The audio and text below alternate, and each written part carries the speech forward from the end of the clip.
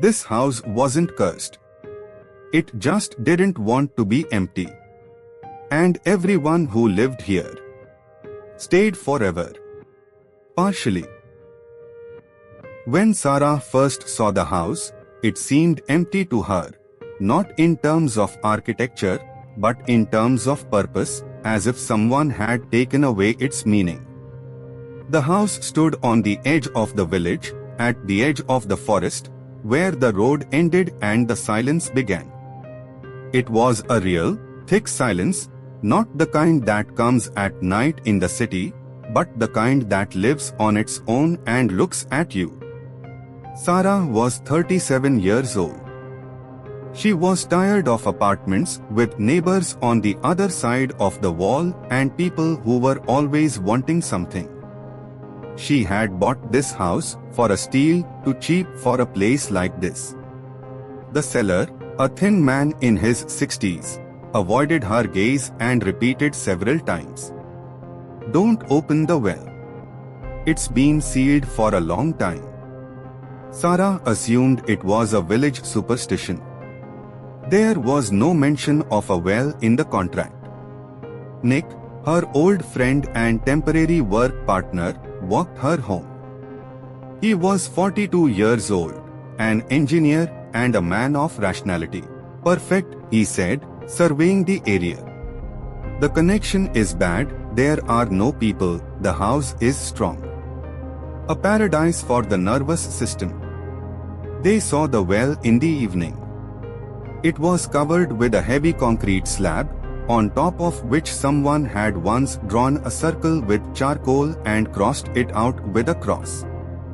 "It's beautiful," Nick grinned. Marina didn't say anything. It seemed to her that the cross was not painted, but rather burned. The first nights were quiet. The house creaked, like any old house. The forest rustled. The wind howled under the roof.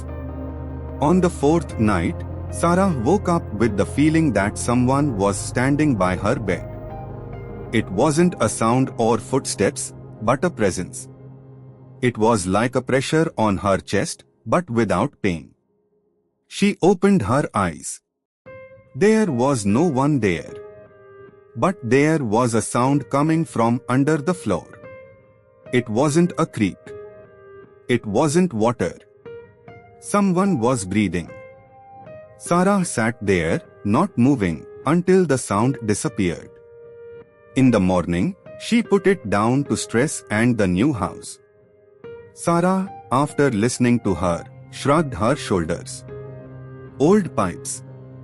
Or mice. The brain likes to make things up. But the next night, he woke up to the same thing. The breathing was slow, heavy, as if a huge person was sleeping under the house. On the seventh day, they noticed that the clocks in the house sometimes stopped. Always at the same time. 3:17. The electronic clock. The mechanical clock. Even Nick's phone, which was charged, once showed this time and froze until it was restarted. "It's a coincidence," Nick said, but without much conviction. On the same day, Sarah found a notebook in the pantry. Yellowed pages, someone else's handwriting.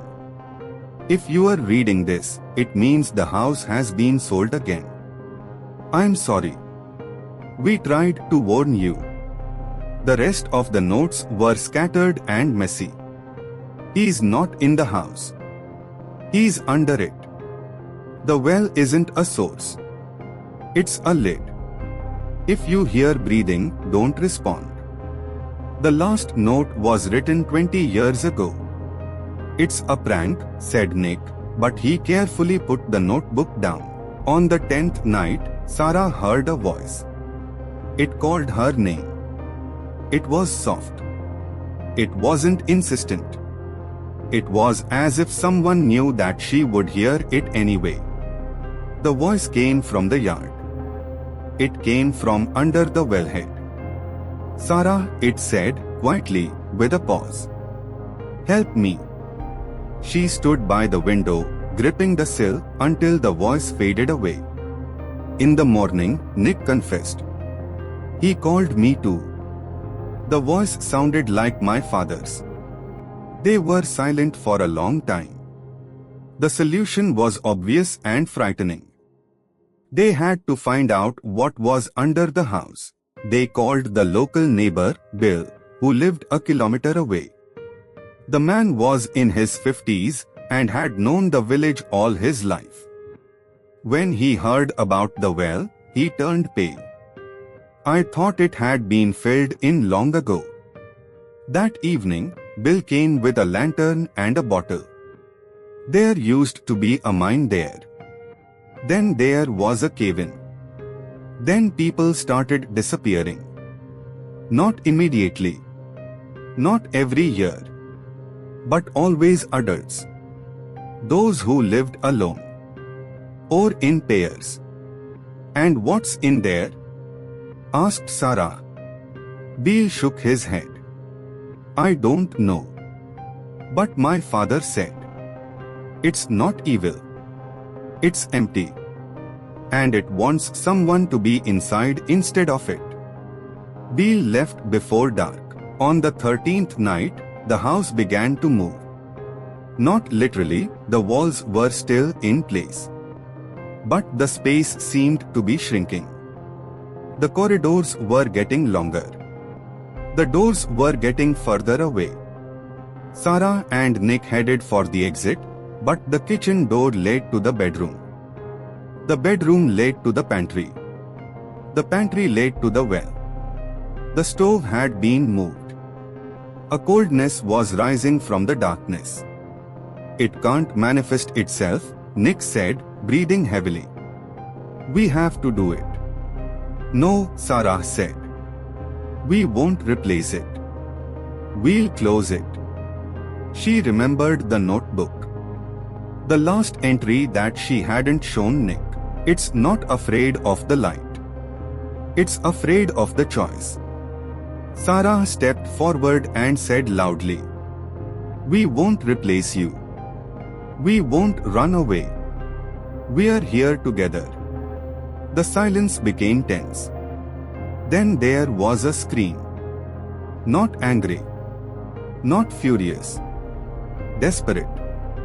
The house shook. And then it stopped. In the morning, the well was empty. Not dry, but just ordinary. Deep, with water at the bottom. Without breath. Without voices. A week later, it was finally filled in. According to the rules. The house had become familiar. The clock never stopped. Sometimes, Sarah thought she heard an echo, not a voice, but a memory. But it didn't scare her. Nick lived nearby, in the neighboring house. They didn't become a couple, but they became a family they chose. The house was no longer empty. And whatever was beneath, it was finally a thing of the past.